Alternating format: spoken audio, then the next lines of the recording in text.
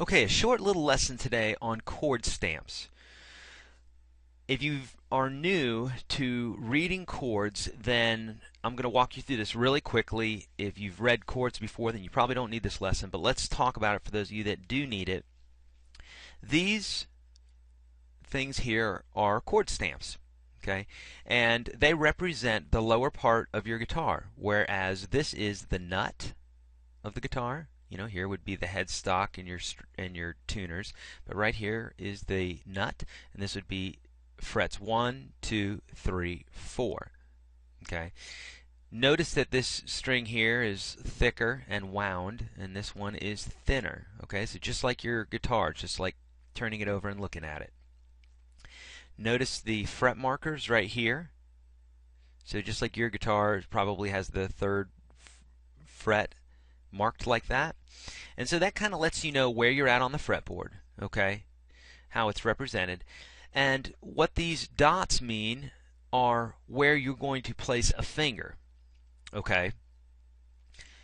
On the chord stamps that I do, unless I don't want you to play a string, you'll just play it, okay? Unless I don't want you to, you just play all the strings. If I don't want you to play a string, I'll put an X over that string, and that means don't play. Now you notice on this, there are, let's see, we've got a few, I'm changing pages here. Okay, so at the top here we have one that's in parentheses, an X that's in parentheses, and another one that is not in parentheses. What that means is the one that's not in parentheses, I definitely don't want you to play because it's technically not in the chord.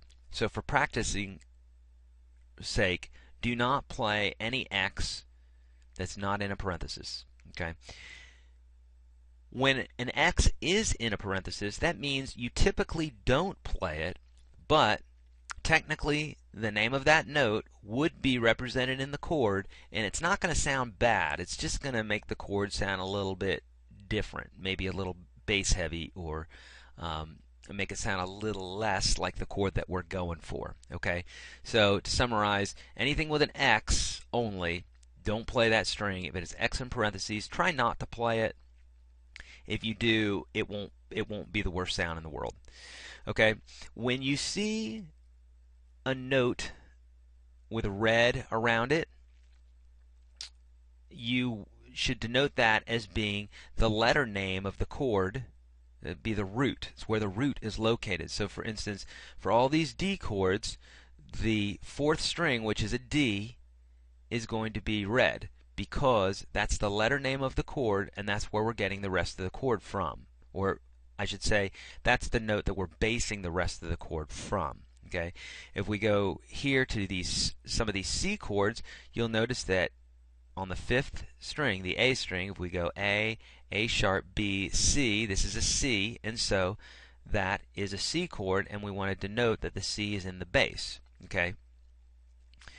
Now, or not in the bass, but in the root, I should say. For this particular chord, since it's a slash chord, we're actually playing the E in the bass, as we learned, or as we will learn, in our inversion section. Okay, so don't worry about that right now, but basically what this is saying is it's a C chord, but play the E in the bass. Okay, if you're unclear about that, that's okay. I just want you to understand how to read chord stamps right now. We'll get into inversions a bit later. Okay, and then the last thing I want you to note are the numbers inside of these circles. Okay, when you see a 0 inside of the circle, that means you just play that note open, or the 0 fret.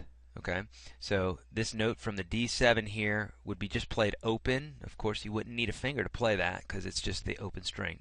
Okay, whereas in this C/G chord, you've got a third, your ring finger right here at the third fret of the low E string. The fourth finger is just below that on the next string, and the 2 would be here and the 1 would be here. So you can break these rules later on, but for right now, learn them the way that I'm showing you, and it's really going to help and make things a lot easier as you're learning more chords. Later on, there'll be some reasons to break those rules, but right now, stick to that protocol. Okay, go practice your chords with these new chord stamps.